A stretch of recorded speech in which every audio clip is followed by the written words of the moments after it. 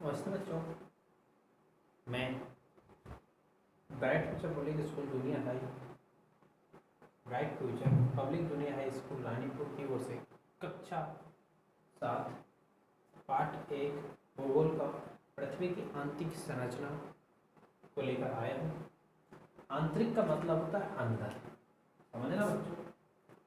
आंतरिक का मतलब अंदर, अंदर का मतलब पृथ्वी अंदर से कैसी, क्योंकि हम बाहर से शुद्ध देखते हैं, प्रतिदिन देखते हैं, तो पृथ्वी के ऊपर ही तो हम निवास करते हैं। यदि ये पृथ्वी है तो इसके ऊपर ही तो सब कुछ होता है।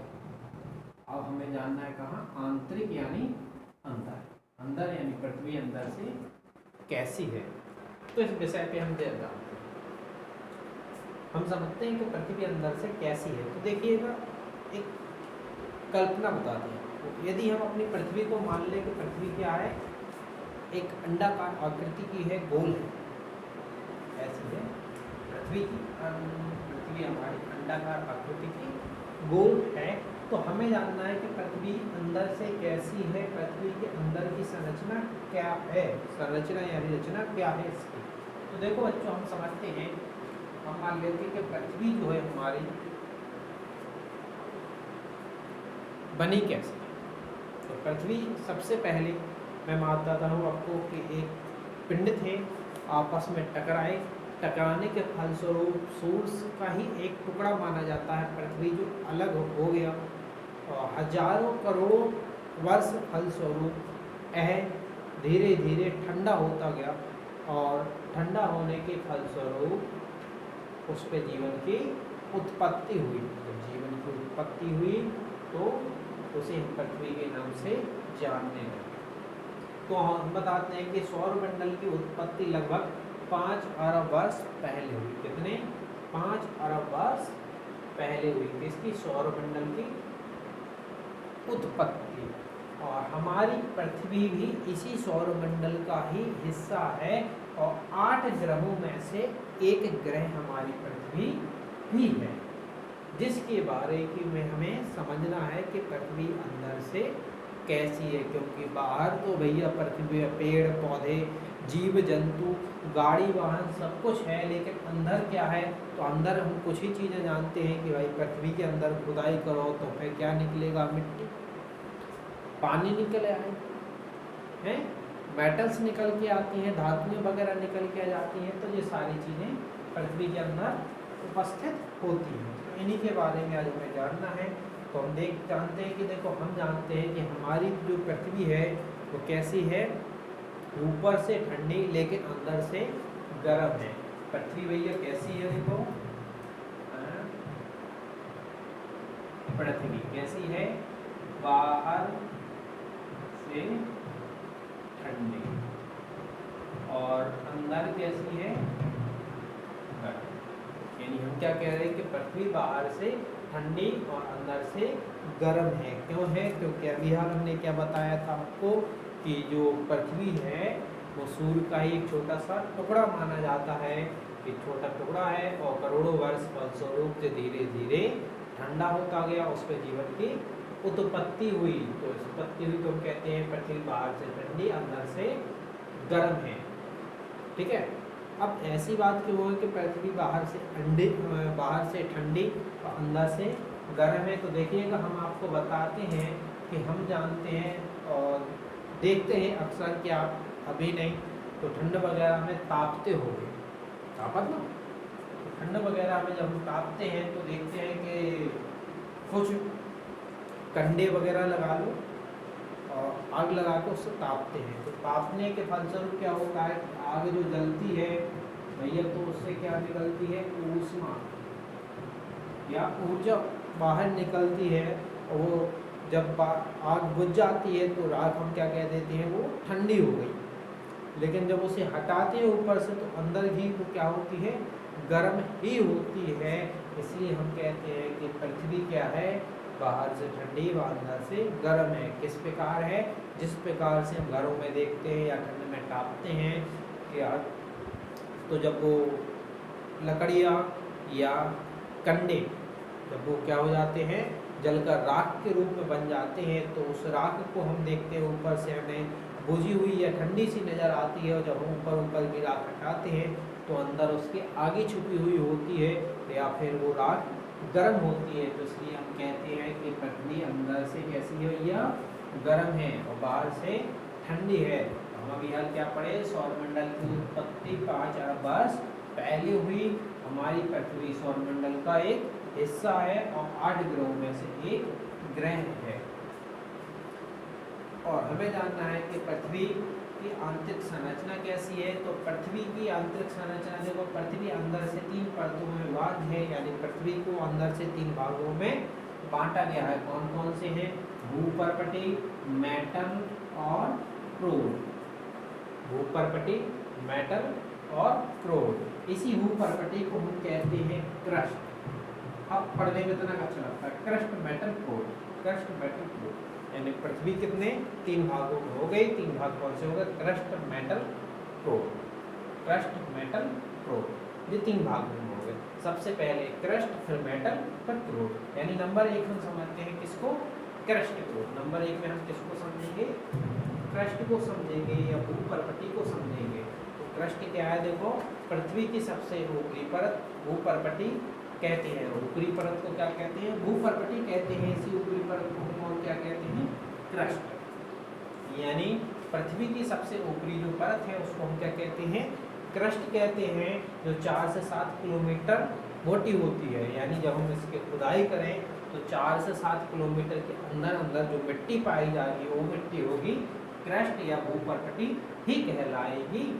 महाद्वीपों पर इसकी औसतन 35 किलोमीटर गहराई हो जाती है, जबकि समुद्र पर्वतों के नीचे 70 किलोमीटर इसकी गहराई हो जाती है। इसमें सबसे ज़्यादा मात्रा में सिलिका और एल्युमिनियम पाया जाता है, इसलिए इसे सियोल भी कहते हैं। क्या कहा हमने भैया, कि जो पृथ्वी की ऊपरी परत है उसको हम क्रस्ट कहते हैं। पृथ्वी की सबसे ऊपरी परत है उसे हम क्रस्ट या भूपर्पटी कहते हैं, जो 4 से 7 किलोमीटर मोटी होती है। महाद्वीपों पर 35 किलोमीटर, और यदि पर्वतों की बात करें तो 70 किलोमीटर तक इसकी मोटाई हो जाती है। इसमें सबसे ज़्यादा मात्रा में सिलिका व एल्युमिनियम पाया जाता है, इसलिए इसे सियोल भी कहते हैं। नंबर दूसरी जो है उसको बोलते हैं मेटल। नंबर दूसरे पे जो है उसको हम क्या बोलते हैं, ये मेटल। तो ये मेटल देखो, भूपर्पटी के नीचे की जो परत होती है उसे हम मेटल कहते हैं। यह सबसे अधिक मोटी परत है। मेटल कैसी है, सबसे अधिक मोटी परत। सबसे अधिक क्वेश्चन में सबसे अधिक मोटी परत कौन सी है, मेटल। भूपर्पटी के नीचे पाई जाने वाली परत को हम क्या कहते हैं, मेटल, और यह सबसे अधिक मोटी परत है, जो 2900 किलोमीटर की गहराई तक पाई जाती है, जो 2900 किलोमीटर की गहराई तक पाई जाती है। और इस जो परत है इसकी खोज की थी मोहोरोविक ने। भूपर्पटी के नीचे की जो परत है मेटल, इसकी खोज की थी मोहोरोविक ने, जिसका नाम जो है मोहो असातवय कहते हैं। इसी के नाम के अंतर्गत इसे मोहो असातवय कहते हैं। ज्वालामुखी विस्फोट इसी परत के अंदर होता है। क्यों होता है, क्योंकि हम जानते हैं देखो भैया कि ज्वालामुखी जब फटता है तो इसके अंदर से क्या निकलता है, लावा बाहर निकलता है, आपका लावा। तो ज्वालामुखी विस्फोट भी इसी से में होता है। और ज्वालामुखी विस्फोट में जो लावा निकलता है, तो हम आपको बताएं इस लावे में कई तरह के मेटलिक तत्व पाए जाते हैं, यानी कई धातुएं बाहर निकलती हैं। तो इसलिए हम इसे मेटल भी कहते हैं, क्योंकि मेटल को हिंदी में हम कहते हैं धातु। ठीक है, इसमें सबसे अधिक मात्रा में सिलिका व मैग्नीशियम होता है, इसलिए इसे सीमा भी कहते हैं। किसे कहते हैं, सीमा, मेटल को कहते हैं, क्योंकि इसमें सबसे ज़्यादा मात्रा में सिलिका व मैग्नीशियम होता है। सबसे अधिक मात्रा में सिलिका व मैग्नीशियम होता है, इसलिए इसे सीमा भी कहते हैं। नंबर तीसरी थी अपने क्रोड। क्या थी, क्रोड। पृथ्वी की सबसे भीतरी परत क्या कहलाती है, क्रोड। पृथ्वी की सबसे भीतरी परत को क्रोड कहते हैं। इसे 2 भागों में बांटा गया है, बाह्य क्रोड व आंतरिक क्रोड। बाह्य क्रोड व आंतरिक क्रोड। बाह्य क्रोड तरल व आंतरिक क्रोड ठोस होती है। इसमें मुख्यतः लोहा व निकल पाया जाता है, इसलिए इसे निफे भी कहते हैं। अब एक बात समझना कि जो क्रोड है इसे दो भागों में बांटा गया है। दो भाग है अपने कौन से, बाह्य क्रोड और आंतरिक क्रोड। बाह्य क्रोड कैसा है, ये तरल है, जबकि आंतरिक क्रोड कैसा है, ठोस है। भाई उल्टी बात नहीं होगी जी, हम कह रहे हैं जैसे जैसे अंदर जाएंगे वैसे वैसे आग का लावा निकलेगा, तो कैसी होती जाएगी, ये तरल अवस्था में होती जाएंगी, चीजें पिघलती जाएंगी। तापमान बढ़ने पर चीजें पिघलती जाएंगी, तरल होगी, लेकिन यहाँ पे क्या हो गई, ठोस हो गई। तो देखो कितनी अच्छी साइंस में बात होगी यहाँ पर पृथ्वी के साथ में कि अंदर कैसी होगी जी, ठोस होगी। अगर तो अंदर बिल्कुल कैसी होती है, तरल होती, तो सारी चीजें कैसी होती, इधर की उधर लुढ़कने लगती, गुब्बारे की जैसी बन जाती है ना। कैसी बन जाती पृथ्वी हमारी, गुब्बारे की जैसी। और बराबर पृथ्वी क्या होती है, अपनी आकृति बदलती जाती है, लेकिन पृथ्वी के अंदर तापमान बढ़ता गया और आंतरिक क्रोड कैसा हो गया, ठोस हो गया। तो एक निश्चित आकृति पृथ्वी को मिल गई। हमने यहाँ पृथ्वी के परतों के बारे में आपको यहाँ चित्र के अनुसार दिखाने की कोशिश की है कि सबसे बाहरी जो परत होती है उसको हमने क्या कहा, भूपर्पटी, जिसे हम क्रस्ट भी कहते हैं। उसके अंदर जो है उसे मेटल कहते हैं, उसके अंदर जो है उसे क्रोड कहते हैं। देखो इन्हें और अलग अलग, यदि हम देखो इस काट दें इस तरह से, तो एक आकृति हमें ये प्राप्त होगी, ये बेटा आकृति एक प्राप्त होगी, ये आकृति एक प्राप्त होगी। इस आकृति को हमने और आधार के अनुसार काटा है। सबसे ऊपरी परत को हमने क्या कहा था, भूपर्पटी, जो कितने 35 किलोमीटर तक मोटी हो जाएगी औसतन। महाद्वीपों की औसतन कितनी होगी जी, 35 किलोमीटर की मोटाई हो जाती है इसकी।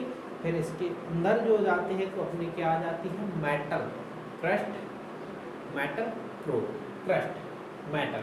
मेटल आएगी भूपर्पटी के बाद, क्या आएगी, मेटल। मेटल को दो भागों में बांट दिया, क्योंकि तो मेटल जो है हमारा, मेटल देखो दो तरह से हो जाए, एक तो ये बाहर मेटल हो जाए और एक ये आंतरिक मेटल हो जाए। इसके बाद बीच के जो होगा ना डिफरेंस, दो भागों में मेटल को बांट दिया, एक ऊपरी मेटल और एक निचला मेटल। ऊपरी मेटल 700 किलोमीटर का है और निचला मेटल जो है 2900 किलोमीटर के अंदर तक पाया जाता है।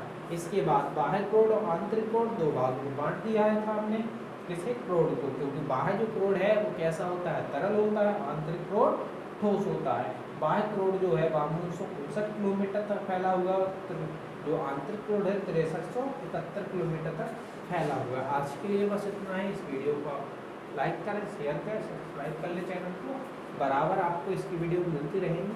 धन्यवाद।